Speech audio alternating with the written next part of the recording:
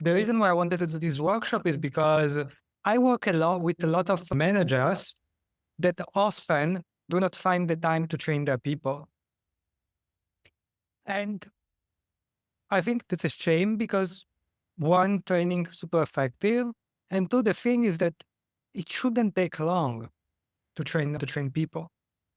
And especially I see this with the fact that we think that training takes a lot because usually we frame training as in training sessions. So sessions in which we need to prepare some content, some curriculum, decide what we will teach, we will talk about. And then there is this formal session in which maybe we explain something and then we take questions. And the problem is that it's not very effective.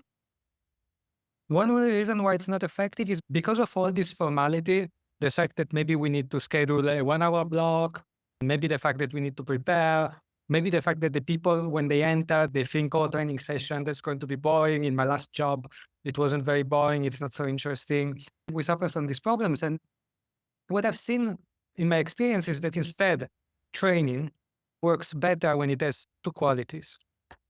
So the first one is that we do it as close as possible to the job, which means that instead of pushing a curriculum, which usually start with either abstract concepts or with generic tasks.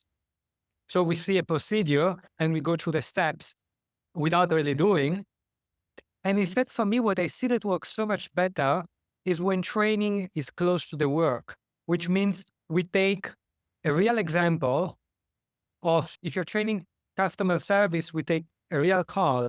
If you're training finance people, we take an actual report that we would prepare anyway this week and we work on that and things like this. Or you start from the question. So something that I often do is I go into the training without a curriculum prepared, which is not really true that I don't have a curriculum because I've been doing this for a lot. So I do have in my mind kind of a curriculum, but it's not printed.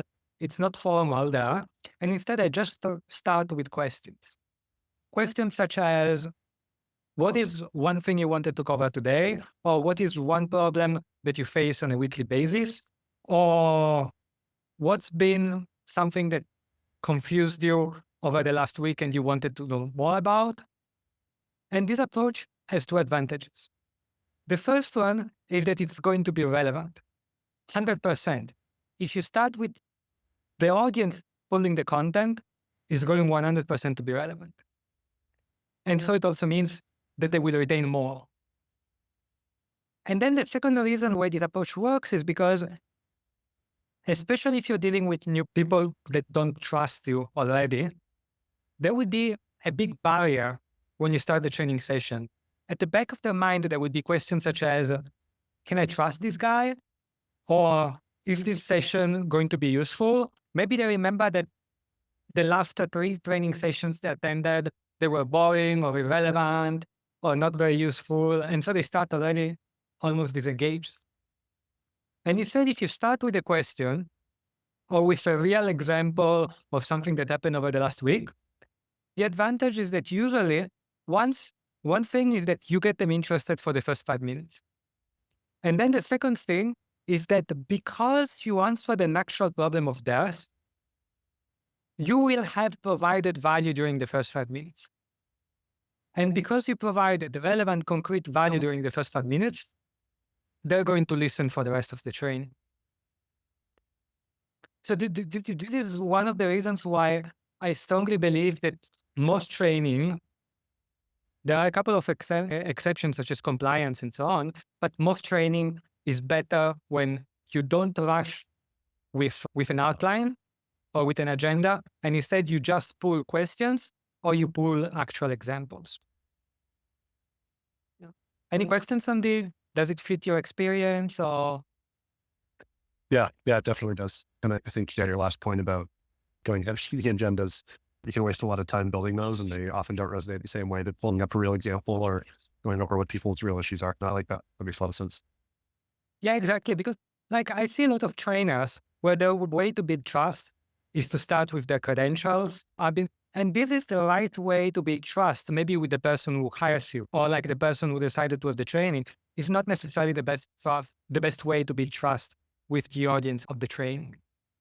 And of course, like Ken mentioned a little bit, like, but very shortly, like your position of authority, your competence, much more effective to just deliver some actual value for them during the first few minutes.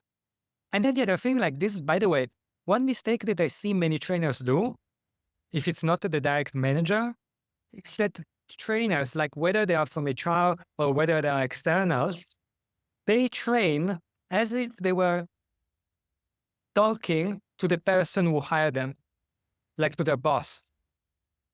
Whereas instead they should talk to the person that they have in front, only make examples that are relevant to the person in front, only use language that is relevant to the people in front of them. And this is especially important for things that have to do with the bigger picture. Because it's important to contextualize some things, but it's important to contextualize why we are doing their training or why this thing is important. It's important to contextualize it, not from the point of view of the company only, definitely not from the point of view of the boss only, but especially why it's important for the audience in front of me. So let's take the example of recently I have a client that's a software company, so maybe this is relevant, and they wanted to introduce some time sheets where they wanted the developers to keep track of which projects they're working on and for how long and so on. And the reason why they struggled a lot to get this adopted is, number one, because the first time they didn't explain why it was important. They just said, you have to do this. And the problem, of course, is that developers were very busy, and so they just put that at the bottom of the list of priorities. And then when they realized that they needed to explain the purpose, they explained the purpose from a point of view which is too abstract. The point of view of the manager in the company that needed to see those reports. And this again is not necessarily good because it makes it seem arbitrary. So the timesheet became something that was useful for our manager, Jack, but not something that is useful for us. So why would we do it? Especially if there is not this great relationship with Jack. And instead, much more important is to explain why it's important for them. Which could be something like your boss has a better overview of what you work on. He can scope projects better so that we don't need to rush to the deadlines. That could be an option. Or he's better able to properly allocate teams so that there is enough people working on each project and so on. So the concept is always making the training or the new procedure that you're teaching relevant to the audience. And then bringing all of these one step further is the fact that the best training doesn't happen in training sessions. I know a few managers who only train in training sessions, and the rest of the time they don't train.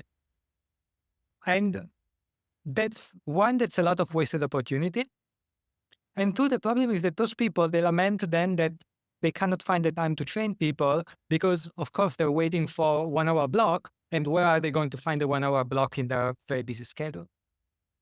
And instead, the better managers at developing competencies, they tend to train on the spot. So they see that there is a gap in competence. They see, for example, that an employee doesn't know how to do this thing well. They stop 1 minute, 2 minutes, and they teach it there. And this is so much more effective. One, because we are working on a real example. It's much easier to explain why it matters, what we must do, and so on. It's going to stay more in the memory. And two, because you don't need to find time in the schedule to do it, you're going to do it at a much higher consistency and frequency than you will do it otherwise. And this is particularly important when you want to teach things which are not procedures. For example, when you want to teach personal judgment, or when you want to teach core values, when you just want to teach people to take better decisions, something that works great is just to explain whenever you make a decision or whenever you give a piece of feedback, to just talk, not for long, but just explain everything, always be explaining.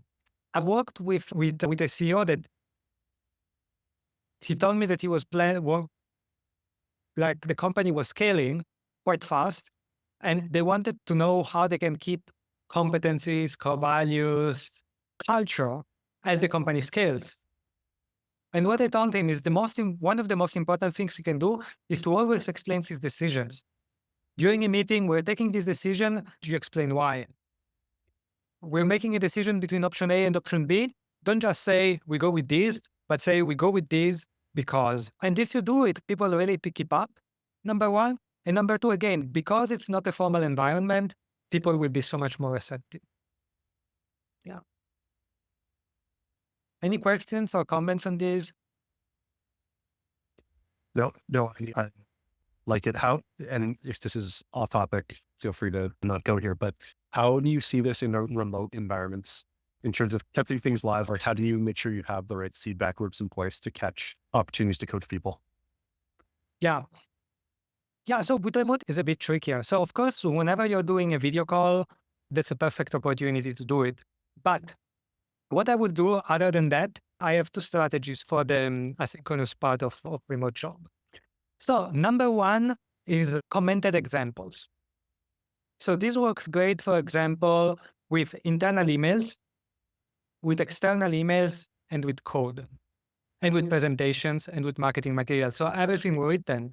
So commented example would be, you take an email that you write to the client, or an email that someone wrote to the client, and you just add some sticky notes on it, or you highlight some things.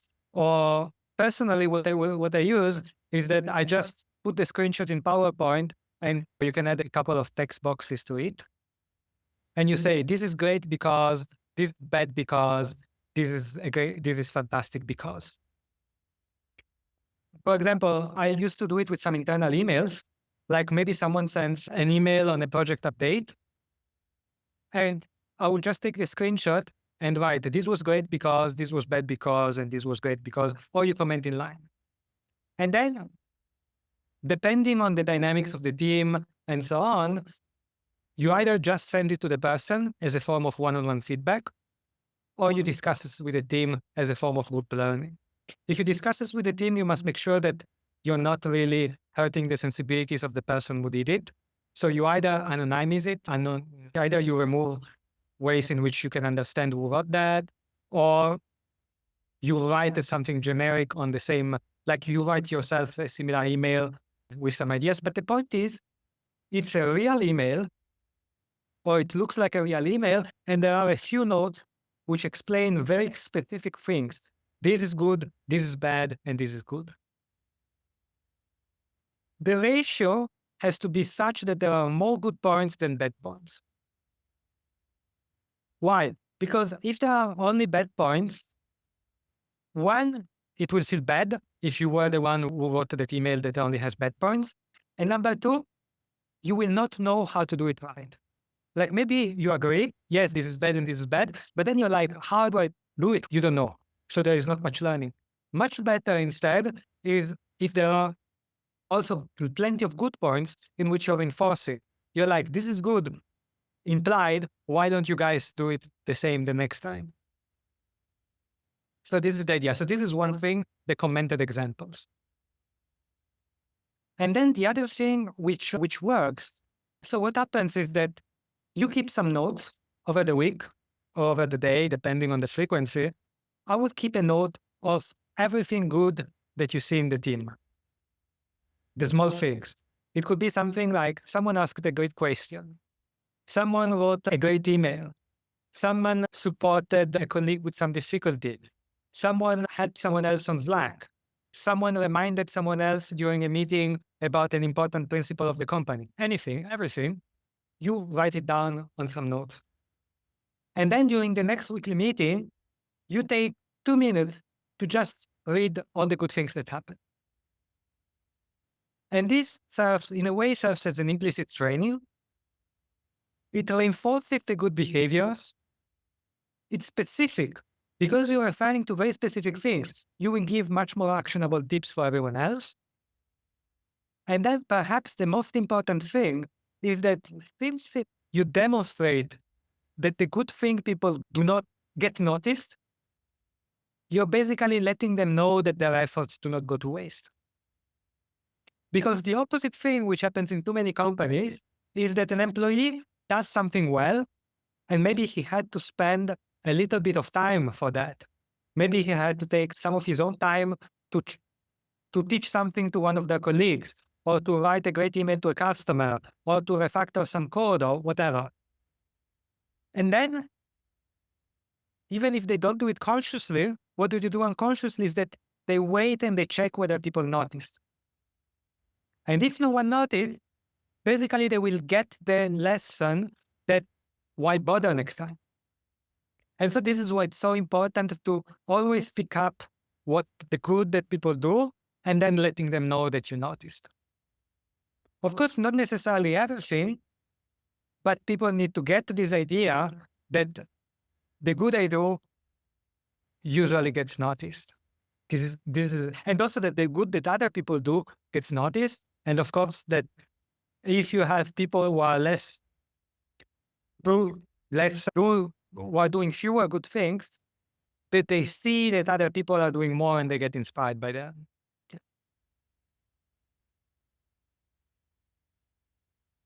But yeah, I really like that practical examples, or the practical tip of just taking notes throughout the week. So I think I've been struggling to figure out how to actually follow that, but taking notes and then relaying that in our weekly meeting, I think is a great tip. So yeah, I'd like to do that.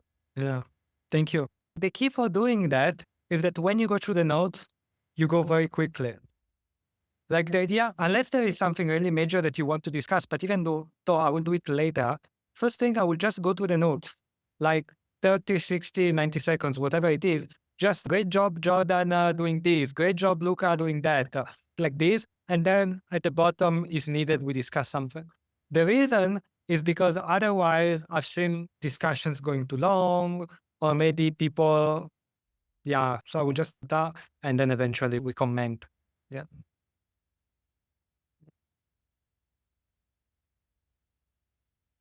And then, the other thing, since you mentioned remote, one problem with remote is that it's more difficult for you to know whether people understood the procedure, understood what they need to do, and so on. And I know this might seem a bit awkward, but it really pays, especially once you build a little bit of trust with people, to ask them one question such as, is there any part of your job which is taking longer than you think it should, or which is taking more effort than you think it should? So this is one good question to see whether there are parts of their job that are having difficulty. Another question that I really is asking them, what is the one part of their job that they would wish to receive a little bit of additional training? The important thing, or which they would want to have to get some feedback on. The important thing is that how you phrase the question. Because if you frame the question as, is there any part of your job that you would wish to receive training, a lot of people will say no.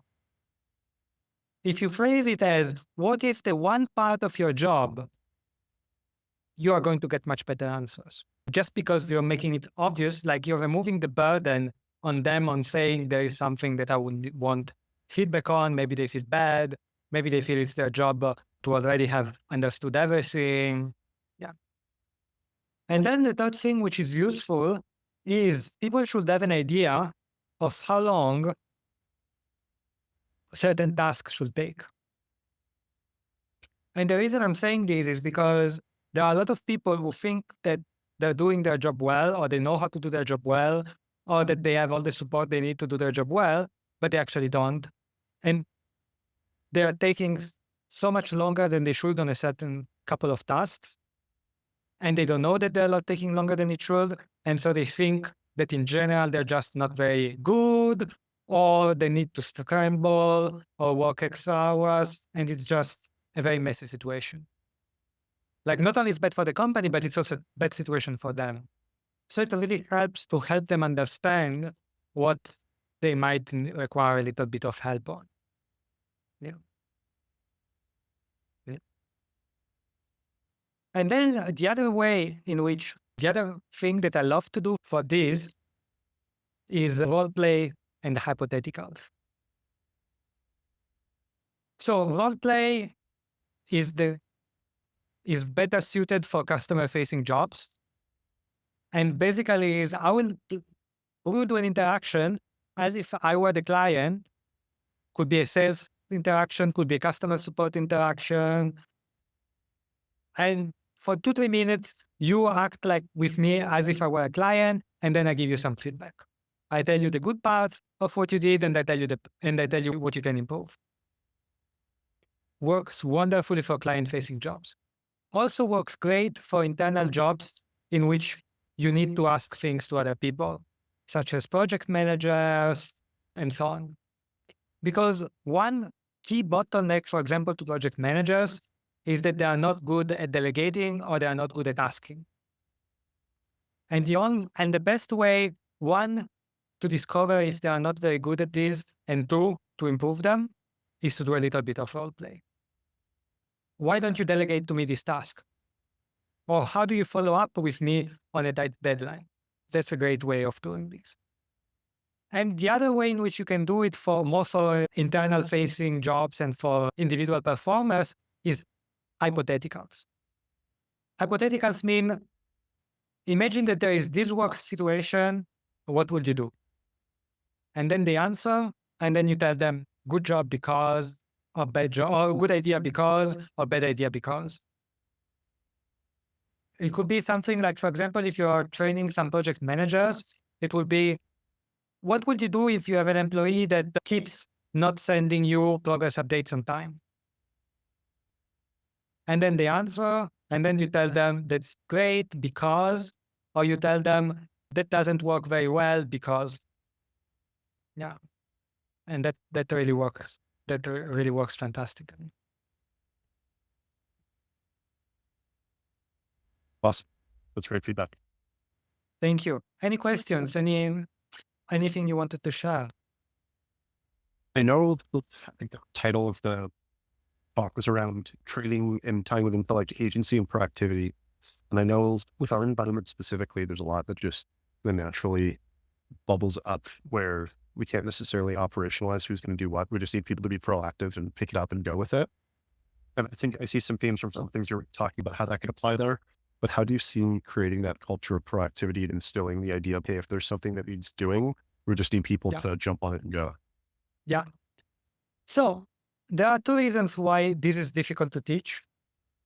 And the number one reason is because people tend to tell to others that they need to be proactive, but they don't use good examples. So it stays generic, and people have this generic idea that, yes, my manager wants to be proactive. But then there is a situation that happens at work, and there is the doubt of, is it something that I'm supposed to be proactive, or is it something that I should just let someone else take care of, or so on. So number one advice, be very explicit about what you want people to be proactive, and especially make some examples that are relevant to their jobs. What are 3 things on which you would want them to be more proactive, for example? And then the second reason why this is hard is because I can be very explicit about the idea, for example, that, I don't know, I want customer service people to be very proactive at handling refunds and making sure that all customers are delighted, for example. And then I can even say that customer service have a little bit of budget that they can use to offer refunds, to offer additional products, something to keep people happy, for example. And it might seem like this is clear enough. However, when you get it from the point of view of the person, of the customer service person, for example, there comes the moment. There is an opportunity in which you think that if you offer, for example, this additional product that we do to the customer, you can keep him happy and so on. But you don't know whether your manager would actually be okay with it. You know that in general your manager told you to be proactive, but will I actually get into problems if I do this? And so people don't do it. So the best way to teach proactiveness, again, in my opinion, is hypotheticals. So hypotheticals means you go through a few situations, 5 to 10 situations. You can easily cover them in 45 minutes or even 30 minutes. And you're in situations such as situations in which you would want them to be proactive. And then they tell you what they will do. And if they chose the proactive way of resolving it, you need to reinforce it. You need to let them know that, yes, that was actually the thing you wanted them to do, that, yes, they indeed have the authority to do that. And yes, that actually is going to lead to good things if they do it in real life. And once you do 2 or 3 or 5 hypotheticals, even one in some cases, in which they take the proactive solution and they get to reinforced that, yes, that was actually what they're supposed to do, that's the moment that something will click in them and they will feel like finally they have the authorization to be proactive. And they also have the burden of being proactive. Yeah, sorry. So I was going to say that makes sense, and that's something I don't think I've tried before. The idea of hypotheticals, so I'm going to try that out. Makes sense. Yeah, it really works well. If you manage to make hypotheticals that are relevant, really works well. And the good thing is that since it's hypothetical, that's the best option in which you can really get them to get a bit out of their comfort zone.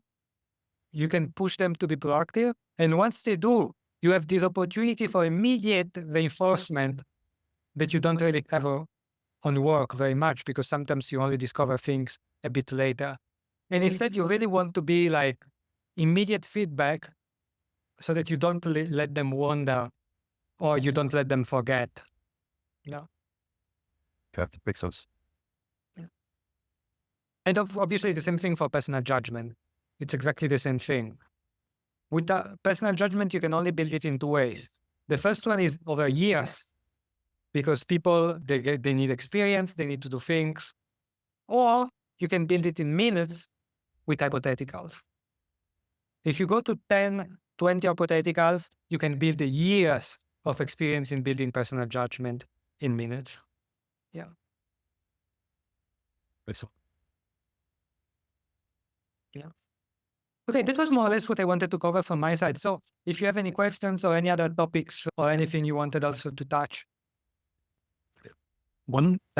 Just one, and this might be way outside the scope of this, but just a thing that I was interested in. Okay.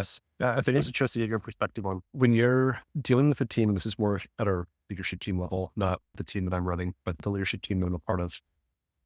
A lot of people over time were not very good for the culture, not very good performers. They've all left the company, but now we're left with a pretty strong leadership group now. But I would say because of all the friction that there's been over time where things were resolved properly, there's just a lot of lack of confidence or faith in each other. And so now we're trying to figure out, okay, like how do we rebuild this culture? How do we like start something new with the people that we have now that we have the right people on the bus? Yeah.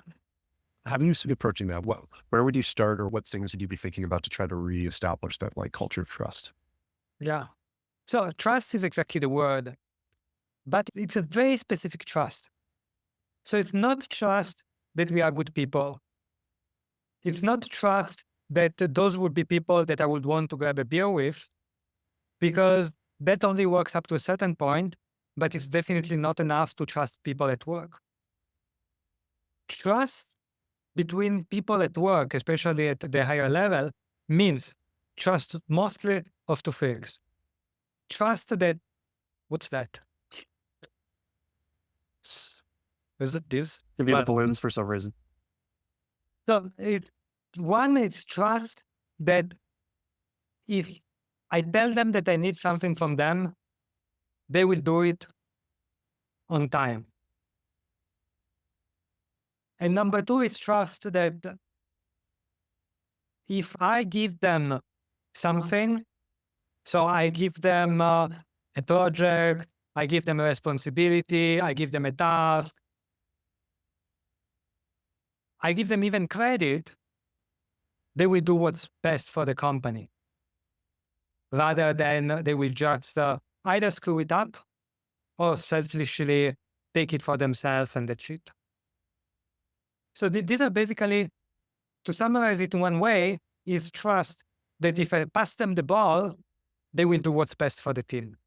They won't screw it up. So there has to be a very clear, there has to be that understanding that this is what we want to build. But you cannot build it with words.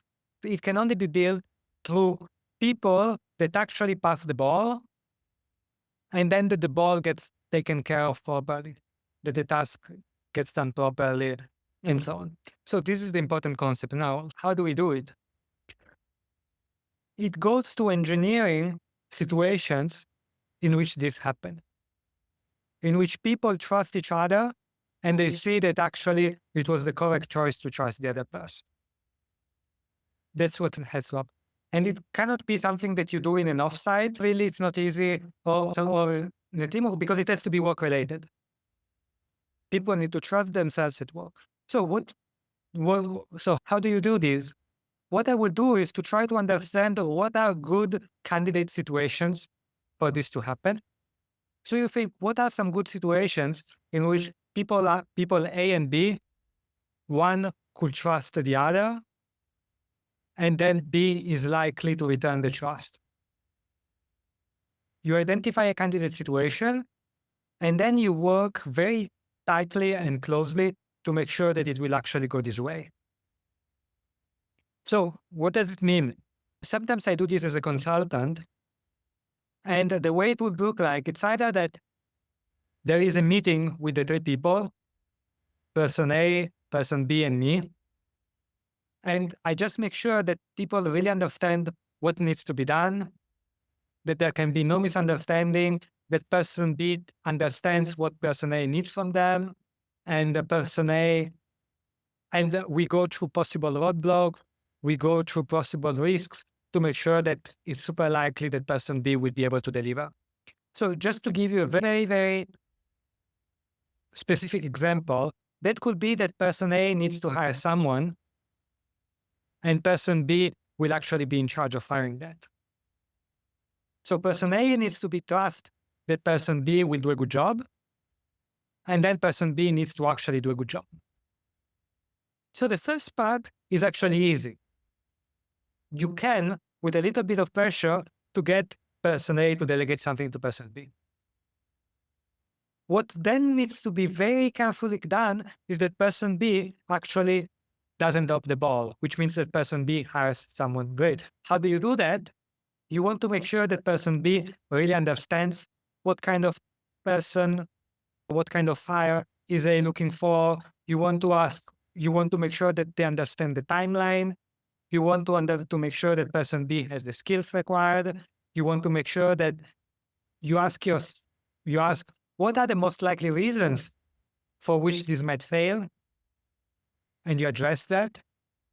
You might want to ask yourself, what are the possible reasons for which B thinks that they did a good job, but A thinks that they didn't do a good job? And this is a great question, for example, to ask openly. So for example, you know that person A is about to delegate something to person B, and you ask, with both people present, like, what are some ways in which B might think that they did a good job, but you, A, might still be unsatisfied? So you surface all these possible problems. Then the thing happens, because you did the preparation, it's likely to go well. And once it happens, trust will be built. That's the thing. It's a lot of work. It's not easy, but it's the most effective way. And everything else which I've seen, offsites, team building, is not nearly as effective at all. I love that.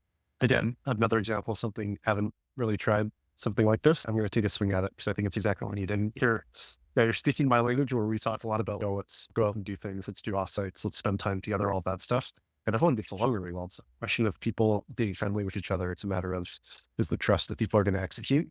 And I think that idea of facilitating the delegation process, that makes a lot of sense. We're going to try it for sure. Yes. No, thank you.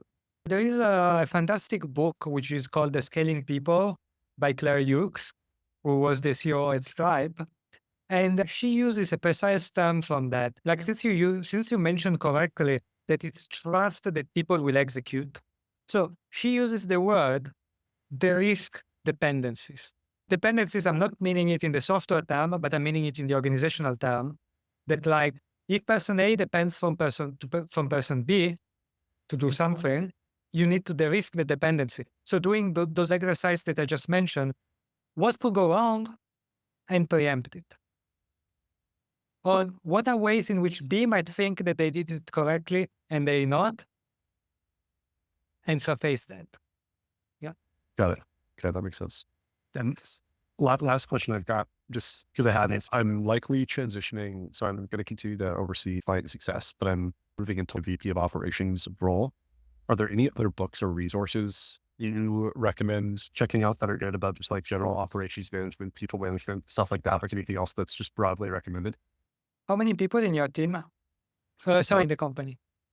35s, and it'll be in the mid 50s about a year and a half from now. Quite small.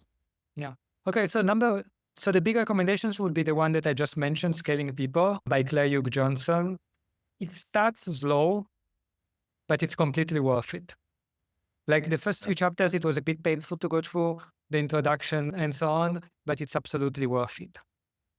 Okay. Also, she begins with hiring, and you can probably skip the part on hiring if it's not going to be a big responsibility of yours, or read it afterwards, but it's completely worth reading the book. And then the other book which I recommend is a classic, but it's worth it. It's High Output Management by Andy Grove. I have that book and I haven't read it. Oh, Sorry, I need to read it. these are basically the only two books that I recommend, apart from mine, of course. If you didn't read Best Practices for Operational Excellence, absolutely. I have read that. Yeah, no, but these are definitely the two best books. And then the other book that I recommend sometimes is Horowitz, The Hard Thing About Hard Things. I've been in, but it's one step. It's one step below Scaling People and High Output Management. Those are the two best ones. Yeah. Okay, excellent. Amazing. Thank you so much. I've been taking a ton of notes, so I've got a lot of new ideas to play with. So this is fantastic. And if you read the book with Scaling People, there is a link to a PDF which contains the actual evaluation matrices that she used the Stripe. And I absolutely 100% recommend that you download the PDF and you actually check the matrices. They're super useful. You can ignore everything else that's in the PDF, but you check the matrices. That's super helpful. Okay, will do. Amazing. Okay, thank you so much. This was fantastic.